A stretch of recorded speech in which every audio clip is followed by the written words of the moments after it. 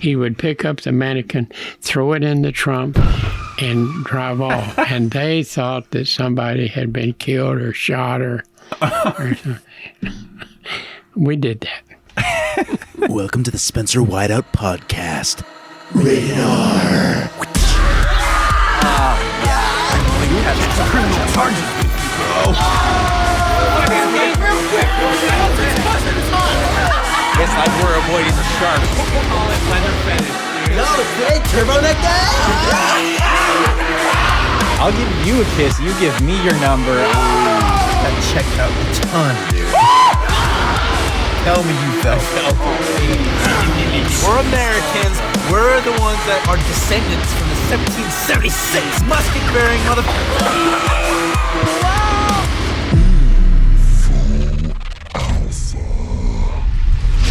Welcome to the Spencer Whiteout podcast, where we collect experiences as badges, memories as treasures, and stories as wealth. Recorded on July 13th, 2021, this is a special conversation with my grandfather on my mother's side, Al Slade. In this episode, he tells stories of elk hunting, almost freezing to death, chasing cops, pulling pranks, mannequin mayhem, and lots of firsts, including guns, dogs, jobs, love, and more. It's been a blessing to preserve this account of family history, and I'm happy to share it with this world as well. Let's dive in. You want to tell why you're having this or what? Yep. All right, so I've got my granddad on here today, and we're just going to be talking. I want to hear more about his life and hear some of his wild stories. So, Grandad, how old are you? I'm 83 years old. Okay, there we go. Why don't you take me back and tell me about Bloody Axe and the elk story? That's really kind of a funny thing, but I almost froze to death. We were living in Pagosa Springs, Colorado. I had bought a license to go elk hunting, and it started snowing real bad on the ground that a lot of elk are on. Well, I saw one, and I slammed on the brakes and came to a stop, and I was thinking, oh, I hope they don't run away. It's my lucky day. So I backed up. I didn't even get out of the car. I just backed up. And I made another shot. I shot him twice. And he just stood there. I thought, how am I missing this? And I shot him one more time, 3 times. And he just fell over. He didn't move. He just fell over like you'd take some blocks. So anyhow, I was thrilled to death. I got out of the car, walked over through this fence and everything, and looked at this dead elk, and I thought, man, oh, thank you, Lord, I was successful. And I thought, well, I'll just go ahead and skin him out. And they are very, very heavy. Anyhow, I had taken my gun back and locked it up in the car, and I had my knife and my favorite hatchet.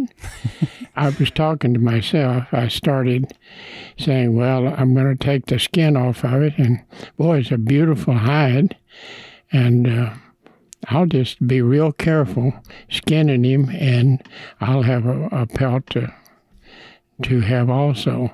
So I was skinning, and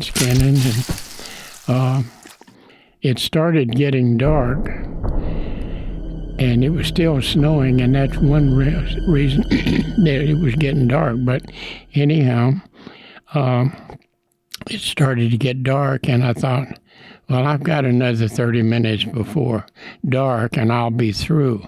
And so it was starting to really get dark, and all of a sudden I looked over where my car was, and there was a state policeman that was behind my car, and I could hear the radio talking, and he started taking his spotlight that was on the left of his car, and he was going back and forth and looking. He shined out in the field. I laid down beside the elk. I've always wondered why I did that, because if he had have seen me, they would have probably thought that I was shooting something out of season. which wasn't so. Oh, you were fine to do what you did? You were just scared? Yeah. Well, it was dark, and what if I shot him after dark? That's illegal. Oh, yeah. So I laid down beside the elk, and then he drove off. He still was talking on his squawk box.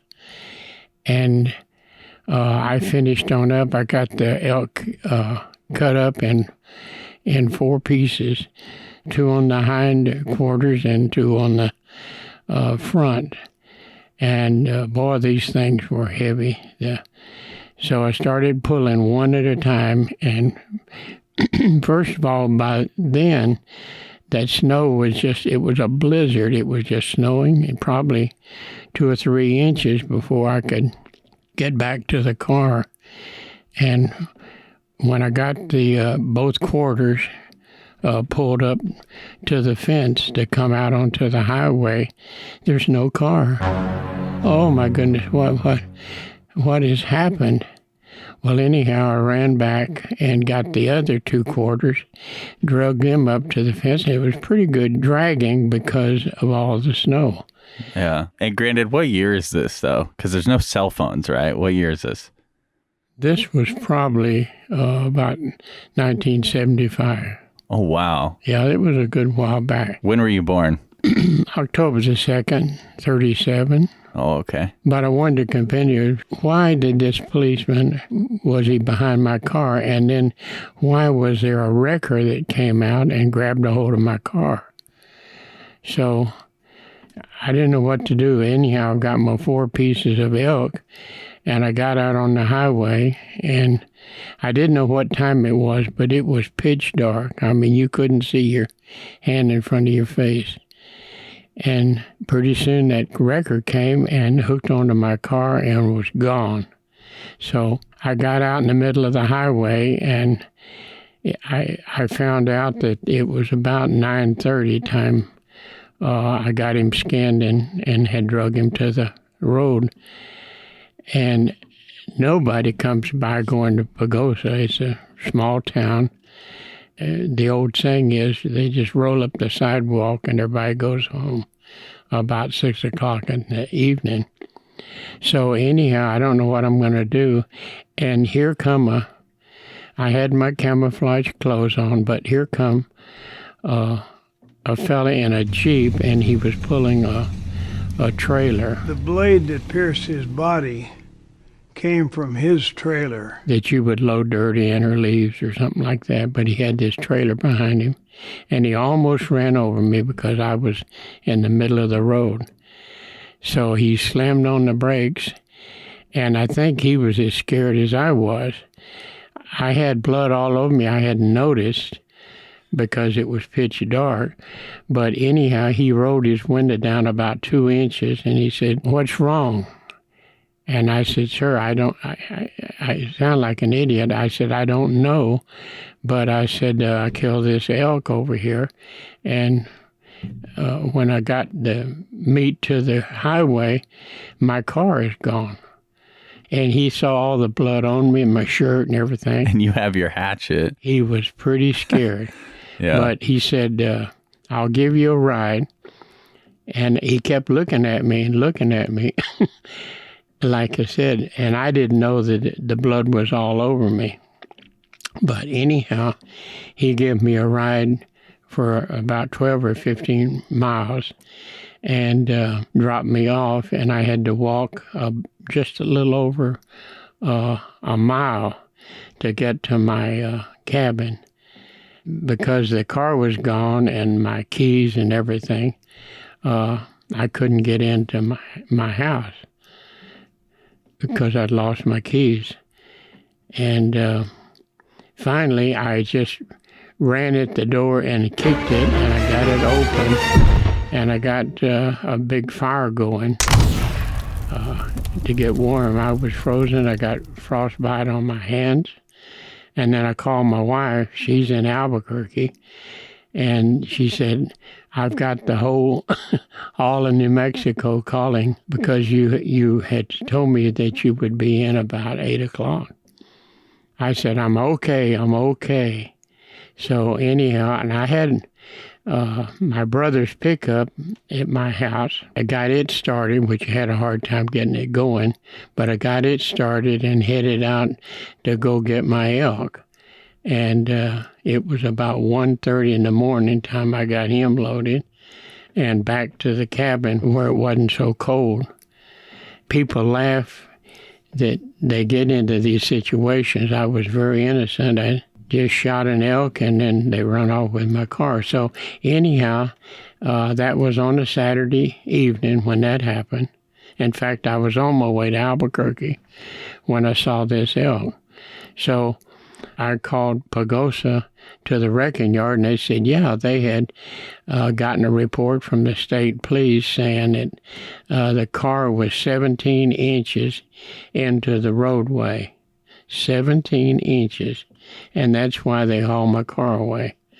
So anyhow, I called a neighbor, and he gave me a ride down to Pagosa, and there's the keys still in my car. My rifle's in the car. It had never been touched. But anyhow, I had to pay a $45 storage fee to get my car back. That sucks. So I won't do that anymore. And then a funny story, if it's okay to go on. Yeah, is please. That, I was a teenager. I was probably about 16 or 17 years old. I accidentally ran a red light about 3 blocks from my house. And so, of course, I knew I had run the red light, and I drove down my streets to my mother's house. I'm only about 17 years old at this point. But anyhow, I pulled up in the driveway, and my mother was out sweeping the garage, just happened to be sweeping it in the front of the house. And here come this highway patrolman, and boy, he had his lights on and flying down my road, and he saw my car, so he knew. It took him, I guess, a little traffic before he could make the turn. But he come down to our house, and my mother come out of the garage and laid this policeman to almost have a heart attack. She said, my son has not run any red light, and you shouldn't be having the siren going and addressing the whole neighborhood here. You're making too much noise. I told you! That officer looked at my mother, and he said, ma'am, I am very sorry. I won't bother you anymore. And he rode off on his motorcycle. And I thought, phew, boy, I'm lucky there, because they would have thrown my book at me.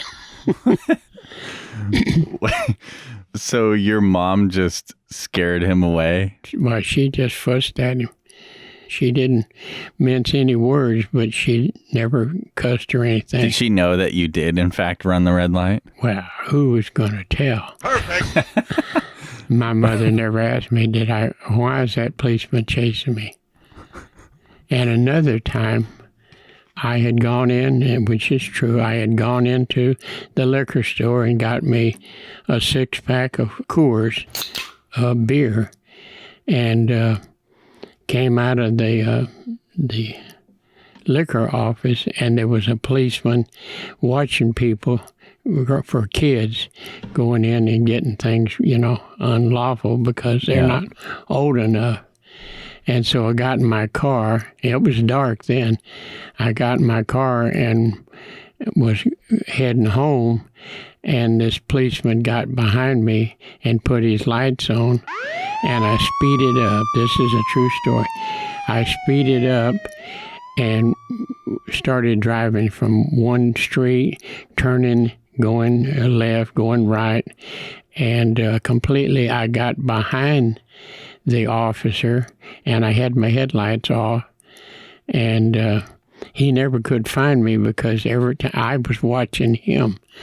And that was another escape that happened to me. Running riot. And then you wanted to ask me some other questions. Okay. Tell me about your first shotgun. My first shotgun, I was 14 years old, and I was down visiting my aunt and uncle in East Texas, and went in Sears and Roebuck. I've always loved guns, and I went over to, I looked around in there, and I went over to the gun rack, and they had several shotguns and 22s, and I picked out this shotgun that I wanted, and I had enough money to pay for it. And I thought, well, this is an awful good one. I won't tell my folks about it right now. And if Dad finds out that I bought a gun without, his permission, then he'd make me take it back. Well, as it turned out, I was paying on it every week. I was paying $12, and I got it paid for. And the salesman there said, you can't take the gun. No kid can take a gun out of the store without the father's permission. So I found a fella. I never seen the fella before. I asked him, I said, would you help me, sir? I said, I bought a gun, and they're saying I'm too young to carry it out of the store. It's paid for. Would you help me and volunteer to be my son? He laughed. Volunteer to be your dad? Yeah. Yeah. Or I could get my shotgun. So anyhow, he said, yeah. He said, what's the trouble here? My son can't seem to get his gun. And they said, oh, we're very sorry. We just have a code that you have to, as a teenager, you can't just let somebody go and hauling a shotgun off. So that turned out real good. And you never seen him before? Never talked to him since? Never seen him. Just a random guy. Who he was. And then later, it was a beautiful shotgun, a 12 gauge, and I had it for, I'm stepping ahead, I had it for about 5 years, and I went into another gun shop in Albuquerque. This was in Sherman, Texas, when I was only 14, like I said. So anyhow, I went in the pawn shop, and I traded that shotgun for another one that was a lot more beautiful than that. And I paid, I think, $25 more for that than what I had paid for the first shotgun. Yeah, that's good. Tell me about the time you got run over. Okay, well, let me tell you this first. It seems like I've had a lot of conversation with the police. I had just taken my girlfriend home, and in Albuquerque, it's the busy street is called Central, and she lived about a total of 5 miles from where I lived and grew up with my folks' house. Well, anyhow, I was going down the street, not the freeway, but going down the street. Central is always a busy street. And there was a policeman on a motorcycle, and he was going along, I'm going to say going along as fast as I was. He speeded up and kind of left me, and I floorboarded the car, and I got right beside him, and I thought I was being cued, but he looked over at me and he said, slow that thing down right now, I'm going to give you a ticket. And boy, I had my foot on the brake, but I had made that policeman mad because supposedly he was going over the speed limit. Dirty cops. As well as me. You caught him. That's good. You said about my accident. I was just 2 years old. This is a true story. I was 2 years old in Dallas, Texas, and my dad was a traveling salesman. And at that time, they had apartments that my folks had an apartment, and my dad always put, when he was in town, because he was on the road a lot, he carried me out on his shoulder, and I got in the passenger seat, and Dad was pulling out of the garage, and he had a couple of dirty handkerchiefs, and he told me, he said, son, take these to your mother. And I was still in the car, and I jumped out of the car, and I ran in front of the car just as my dad was pulling away. Warning, entering graphic territory in 3, 2, 1. And he ran over my leg, and a lady was, I guess, walking down the street. I never saw her, didn't meet her, and she started screaming. And I think that I heard that, but just as a little boy, I don't know what I heard, and I didn't. But when the lady screamed, my dad back over my leg. This is a truth. And just smashed my leg. Well, they kept me in the hospital for 3.5 months. And my granddad was a baby specialist in Dallas. And this is the truth. It's never happened like this before. But my granddad, he was checking on me every day. And at that time, and it may be true today, but at that time you can't take a person out of the hospital without permission or paying the bill. And my granddad, as he was telling me later after I got out of the hospital, like I said, I was only 2 years old. But my granddad was checking on me to see how I was doing, since it was such a critical thing for a car to run over a little leg like that. And he said, how's my boy? And the doctor said, well, we can't save his leg. And my granddad said, how long will he live if we leave his leg on? And they said, we figure about 72 hours. And he said, do nothing to this boy, and don't you dare try to cut his leg off. Well, as it turned out, which I've never heard it happen before, or to be legal or illegal, but my granddad picked me up in the hospital, Baylor Hospital in Dallas, and carried me out of the hospital. I don't think anybody ever saw me, one thing or another, but he had me on a pillow, and he was hiding me, and he got me. Like I said, he was a retired doctor, but he got me well. And today, I've got a short leg by 2 inches, but my right leg, but other than that, I've never had any trouble. Wow. So it healed up on its own? Well, through putting it on a cast and putting a steel rod on each side of my ankle going up my leg. Yeah. And that was all bandaged and taped. And actually, it just kept the bones together until they mended. Wow.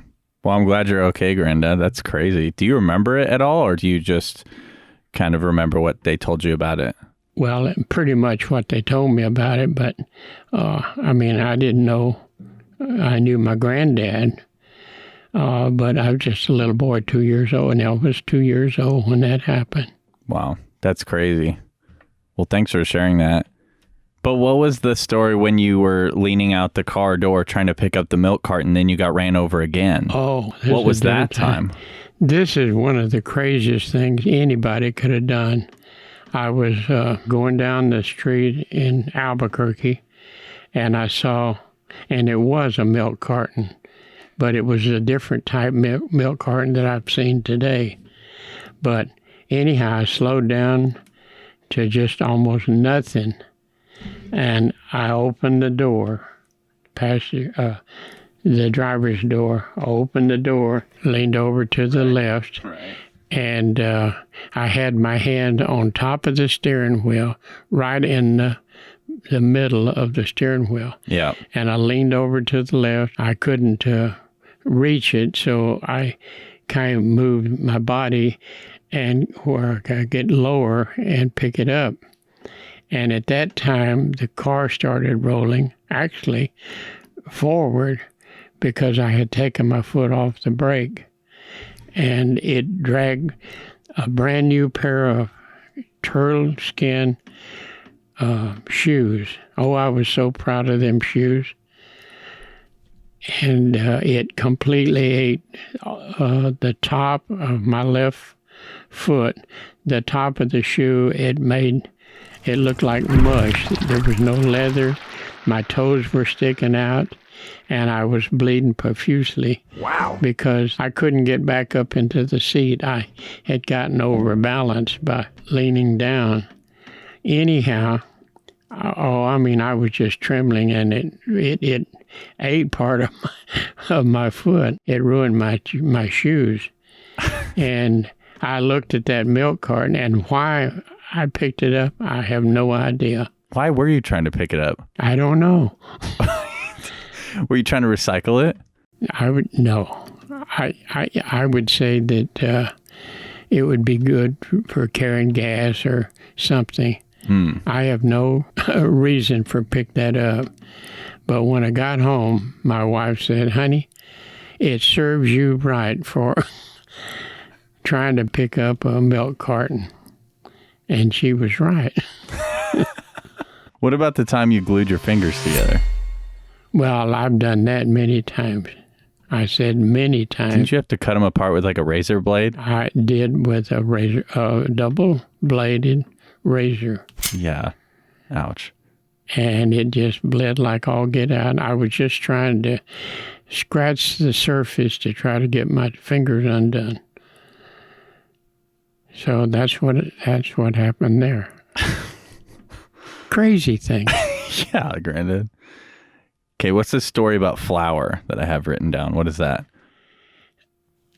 I was a mischievous young fella growing up. You don't say! And I worked at Safeway grocery store. Hey, I worked at Safeway too, Grandad. Is that right? Yeah, I did. I was the bagger. What did you do at Safeway?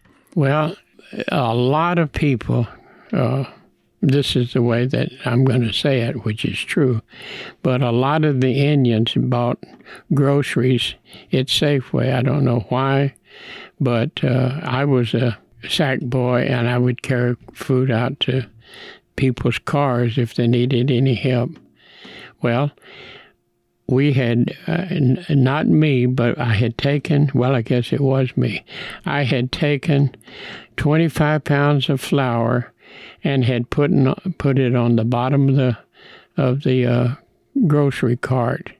And when I did, I punctured a hole in the flour. It was 25 pounds.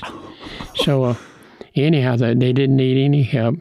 And I came back in the grocery store, and I had that flour, and I was spilling it all the way to the back room. And which we were told by the manager, if you break a cold drink or something like flour, or you put a hole in the sugar sack, just take it to the back room. That's where they had the burning of the boxes and things like that. Well, anyhow, the produce manager was a good friend of mine, and he was about three years older than me. I called him and I said, "Would you help me?" And he said, "Sure. What do you need?" And I said, "I want that 25 pounds of flour." And he said, "Okay." He never asked any questions. They loaded it in the trunk of my car, and they marked it down that we had a defective sack, and it had a hole in it. So what we did, including the produce manager, at the end of the week, or sometimes it was 2 weeks after we had done something, like we dropped a Coke out of a six-pack, and so we would just mark it that we've lost that, or it's broken, and the store got credit for it. Well, anyhow, in Albuquerque, there used to be a dip, and we called it Knob Hill. This was on a regular business street. You went down, and then you came back up the other side. And so it was kind of like I'll say a cave. that a lot of times water would stand in that spot. Well, anyhow, I took the flour. It was easy to get to on Central. I crawled up on some dirt, a dirt hill outside the train depot, and I poured flour all over a couple of cars that was passing underneath the thing. Not only convertibles, but I specialized in dropping 5 or 10 pounds of flour on anybody that went down that street. Just making it snow on them. Yeah. You are sick. And the same, I just thought of this, the same, I told you I was mischievous. We used all of the flour up. Well, it had been raining quite a little bit in Albuquerque, and we used to wait to a car. We drove alongside a car that we don't know who in the heck they were. And when we got down to that big puddle of water, the water was in this down below, was probably about 2 feet. And whenever somebody was coming, usually a convertible, but as they That's were what coming, you specialized in. Yes, as they were coming along, and they hadn't got down into the water yet, I would gun it, and I would go psh, and hit that water and pour water all over them.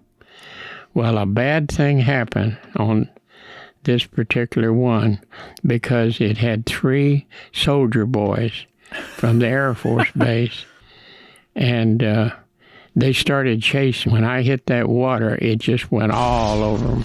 And the driver had his window down. So, boy, they were chasing me.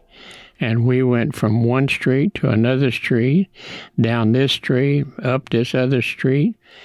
And to their dismay, they were they were gaining on me. They were right behind me. And there was what we call a horseshoe street. You go into it, and then you veer to the left, and you could come on back and make another turn, and you'd be back going straight again, or either, I don't know how to say it, but anyhow, they were going way, I was right in front of them, but they were gaining, and I guess the guy gunned it a lot, and he missed the turn, this horseshoe turn, and he hit the curb, blew a tire, and landed up in the people's driveway. And we thought, oh, that's just too bad. And we drove off, and I never saw him again. Praise God, because I'd probably still be in jail. Yeah, maybe. Well, that's good. Okay, Spanish class. Well, this was actually turned out to be wonderful. I was going down the hall from one class to another, my junior year of high school, and Ms. McRae, that was her name, Ms. McRae taught Spanish to all the kids that took her class. Well, I was going down the hall from one grade to another, and Ms. McRae said, "Al, come here." And I looked at her, and I had walked back a little, and I said, "Yes, ma'am." And she pointed her finger at me. This is the truth. She pointed her finger at me and said, "Are you taking Spanish next semester?" And I was looking at her finger and thinking, I'm going to flunk this class. And I said, "No, ma'am, I'm not taking Spanish the next semester, half year." And she's still looking at me and pointing her finger at me. And she never cracked a smile. She said, "If you will not take Spanish next semester, I will pass you." She said, "No." She said, "You have ruined our language." You have ruined our language? Grandad, that is a quote. Wow, that's good. You have ruined our language. And I had. How did you ruin the language? Well, because I'm from Texas, you can hear how country I am. Yeah. And, the best way to explain it, which is the truth, there was a lot of Spanish kids or Mexican kids in the class, and a bunch of them failed because they don't use the same language that even in speaking Spanish. They don't use the same language or words that people that know English, because they will get it mixed up between the two. But that's true. She passed me. That's amazing. I love that. Okay, tell me about your first dog. My first dog was called Blackie, believe it or not. It was a black Labrador Retriever. Beautiful dog. Had a beautiful sheen. You've had a handful of those over the years. Yeah, but this was my first one. And the most wonderful thing about this dog is that we lived 3 houses from the corner on our street. Every single day, and this is the God's truth, that dog would leave our yard and walk down to the end of the block. That's 3 houses down. And it would lay down and watch till I came home. Really? I was on my bicycle, and that dog knew. I don't know how, but I would swear by that dog. She knew every time it was time for me to come home. Wow. That's awesome. Yeah. Sounds like a really good bond with that dog. She wanted out of the house, and she'd go right down to the corner. Yeah. How old were you when you got that dog? About 17. And have you had a dog ever since? Yeah, I've had many dogs. Wiener dogs, hunting dogs. I'll tell you the truth about the Labrador, Blackie. Yeah. I guess she was about 4 months, and we went dove hunting. They're right out of Albuquerque. There's a lot of sunflowers, and the doves were there. Well, we took her little dog with us, and we left her in the car with the windows rolled halfway, and we were out shooting doves. And here come my little dog.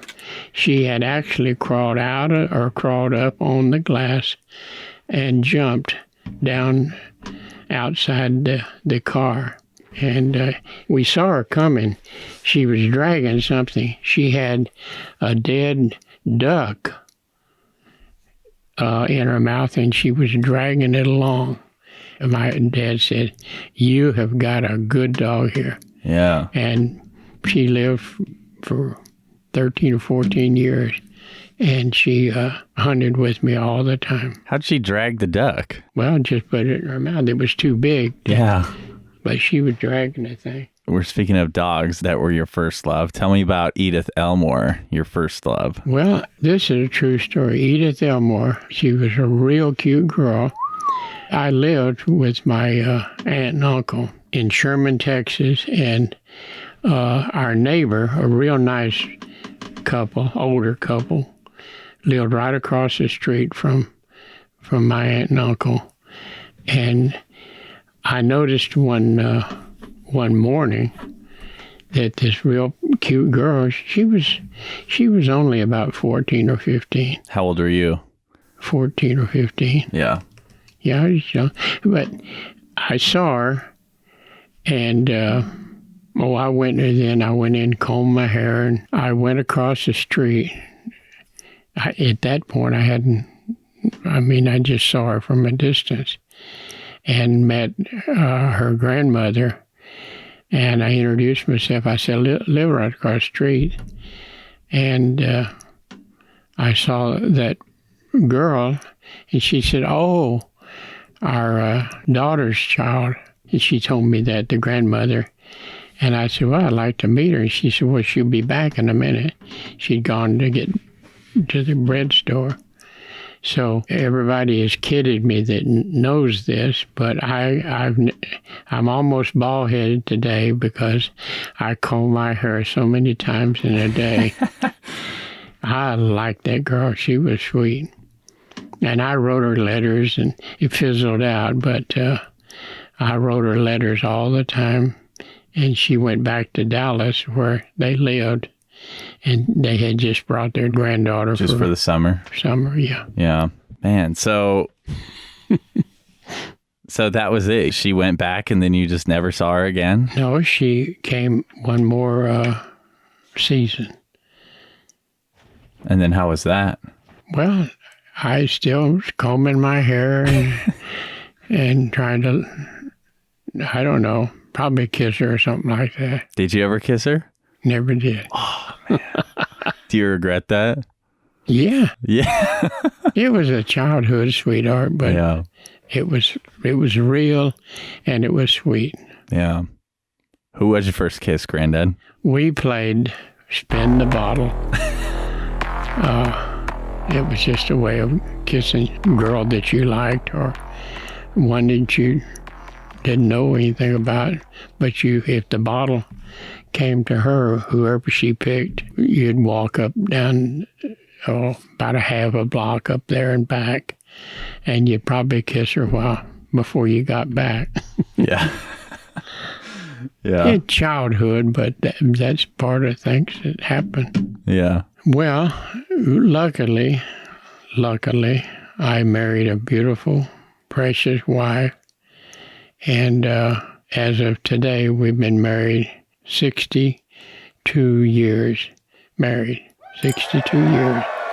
That's a long time. Yeah. And the wonderful thing about it is that I married a precious wife, and we've got 4 beautiful kids and 4 grandkids from this union. And it's just something that's very wonderful. Yeah. But my dad said, I know you kids are crazy about each other, but we're not going to have any divorces in this family.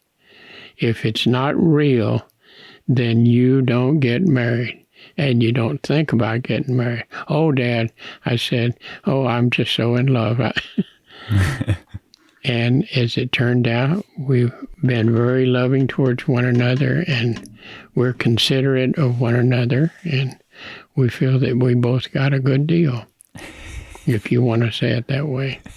And where did you meet Grandma? Well, in school. That's kind of a funny thing. I noticed Betty, or at school, I noticed her, and she was very cute then. And I thought, well, I should meet this girl. Well, let's see how to word it. I met a girl named Haroldine, and I'll tell you that story. It was kind of comical. But I met this girl, Haroldine, and she was in the same grade as Betty. And Betty didn't have a car. She walked, unless she could get a ride. She walked about 15 blocks from her house to school, or from the school to her house. And I was going with, and I'll tell you about Haroldine. I was dating usually 2 girls on the weekend. Friday night I had a date. Saturday night I had a date with another girl. Spicy story, dude. Well, Haroldine I went to her party, and she had hired a band, and I wasn't invited, but I heard that they were having a party, so my girlfriend and we went to this party, and I met this girl, Haroldine. So I'm still just good friends with Betty. There was no love affair. We were just good friends. But I would take Haroldine, and then I would take Betty and give her a ride home. I had a 53 Plymouth, brand spanking new. And I would take Betty home when I could. And Haroldine was jealous. They were good friends, but she was jealous because she said, why do you always have to drop off Betty? I said, because she has no car. True. But I've always been crazy about Betty. What made you crazy about Betty? Well, just the sweetness of her. And she had lost her dad. He died of a heart attack at 37. And, you you have feelings for somebody that's lost a parent, a kid that's lost a parent. Yeah, because she lost her dad when she was in high school or something, right? Yeah. I think junior. Yeah. But anyhow, Haroldine came up to me and said, "Do you know who I am?" This is before I was taking them for a ride. And I said, "Yeah, I've seen you. I know who you are." And she said, "Well, I'm the one giving the party." And I said, "Well, a very, very nice party." So she said, "Well, dance with me again." I said, "Okay." So I danced with her again. And I didn't get the message. I must be slow on the gas, because she made herself known that she liked me real well, appreciated me being a nice, honest person. Well, I go back over to my girlfriend that I had brought to the party and told her something like, "I'm not feeling well, I better take you home." She knew something was up. I took her home, and she was crying and crying. Of course there's someone else. And that was tearing my heart up, because she was a very nice person. Let me even think of that girl's name now. That's terrible. No, I took the girl home, and she's a very nice girl, very nice. And she sang to me all the time. Every time we went out to the show or someplace, she was always singing in my ear. Had a really a cute style of herself. But anyhow, I took her home, and I drove back over to the party, and it was getting really good. And Haroldine said she would really like to go out with me and blah, blah, blah. I said, "Okay." And it wasn't that I was any Casanova. I just happened to be the one that had slipped into the party. I love that. That's so funny. You were a ladies' man, weren't you, Grandad? Yeah. But in my eyes, I thought I was a great lover. And I think the truth was that I had a brand new 2-door hardtop, beautiful car. And that turns people on. Yeah. I probably wasn't near what I thought I was. How many of your friends had cars? 2 of my friends had cars in junior high school. One of my buddies had a 1940 Chevrolet Coupe. You don't even know what they look like. Shots fired. This other fellow wasn't really a friend of mine. His folks owned the big clothes for sale. And his name was, I can't think of his name, but he had a 32 Ford. And the 2 kids that I just mentioned. And then I came up with a 53 Plymouth, bought my first car. How'd you have money for that car? I worked at Safeway, and in fact, I'll tell you about Safeway. I worked at Safeway, and the owner or manager, I guess he didn't own it. He was the manager. He hired me. First of all, I went in to get a job, and he said they weren't hiring right now. And I said, "Well, I really need a job." And I said, "I tell you what, if you will hire me, I'll work for you free all day long. If you don't like what I've done or the way I've cleaned, then you don't owe me a dime." And he snapped his finger at the produce manager. That's the one that helped me with the flour. He said, "Get an apron for this boy. He's the only one that's ever come in here that talked about working." And I got on the good side. And then Mr. Walters was the manager, and he hired me to sack groceries. Twice a week, I was to go wash the windows outside and squeegee them down and wipe them down with a cloth and clean the toilets inside the store. And he had me mowing his yard and doing the trimming and everything. So Mr. Walters hired me as a sacker, as the window washer, and for the person that mowed his yard and everything. Okay, that's that. My car payment, believe it or not, was $42 a month. That's what it cost, $42 a month. And the girls just flocked to the car. Yeah. But I worked, I made money, and I'd always had made money. I made money working at Safeway, and people would give me tips. We wasn't supposed to accept tips, but if I carried groceries out to your car, a lot of times they'd give me $1 or $2, which is not very much money, but it adds up when usually you don't have much. $12 or something like that. Yeah. Anyhow, I was fired from Piggly Wiggly's. You're fired. Get out of The only job I ever got fired. And I was stacking cold drink bottles in their station, the wooden Coke boxes. And I did that all day long with a furnace going in the back room. And they fired me because they said that they couldn't locate me to carry out the groceries for the people. Now, you're lucky anybody even sack your groceries for you. Yeah. Bob's Drive-In was a place that, as kids, we really thought we were doing something. The girls would come in, usually, of course, boy, girl, guy and his girlfriend, but a whole carload, which would be about 6 girls, would be in this car, no boys. And we would catch them as they came in, and we'd say, "Scoot over, hon." And the girls would, okay. They'd scoot over, and we'd drive them almost all the time, and then we drove it out, and sometimes we'd come back around and drop the girls off.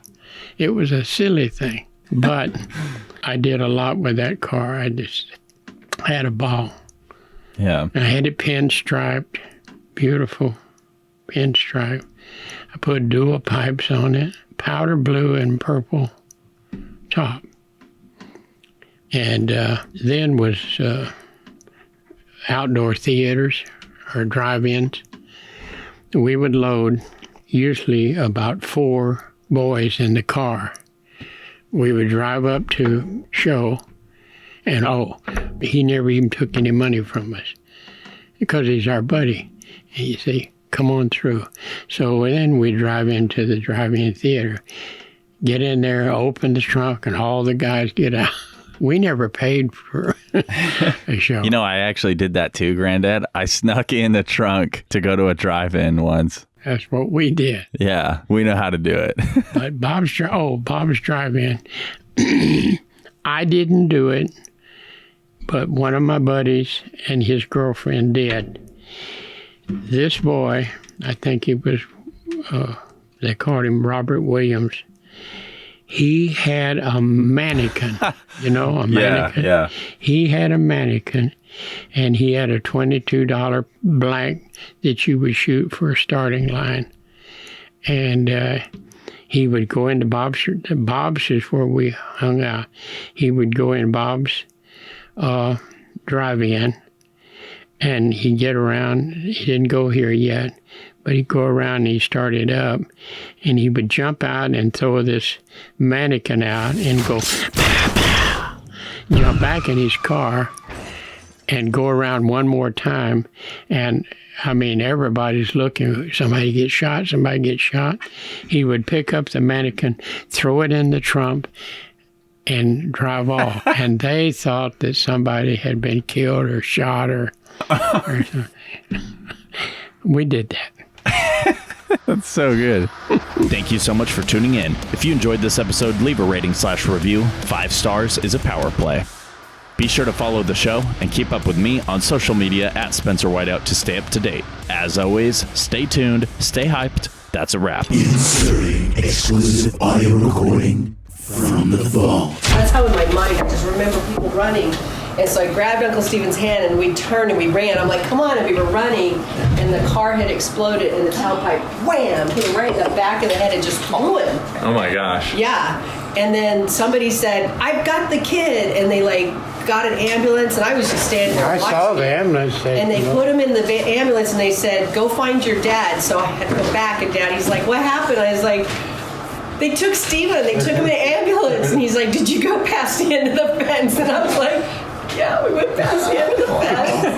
And we were in the bleachers. We'd gone down there. And so then we went to the hospital, got Steven, and so then we were like, let's not tell Grandma. But he had like a whole back of his head was bald. Big shape. And we said, we won't tell Grandma. We'll just see if she notices.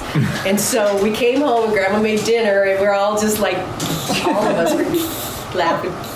She noticed. And we put Steven's back to her. She comes out with these green beans and she's walking out and she goes, and like throws the green beans everywhere. And so the funny thing is, because I got a diary for my birthday, I wrote all of it down. Oh, I did. So it did happen. So that's my take of the story. That's awesome. What about when Aunt and Angel, you stabbed Aunt Allison? I've heard about that. So we would stay at one end of the house, and Angel would be down by Steven's room. We'd be like, booger baby, booger baby, booger baby. And she just was standing down at this end by the kitchen, and she just picked up a knife, and just. And she comes running. Oh. I have the scar to prove it. Like, Oh my where God. It's just. It's only like this big. It's a big. It's not It's kind of a big knife. You put a little weight on. And that's it.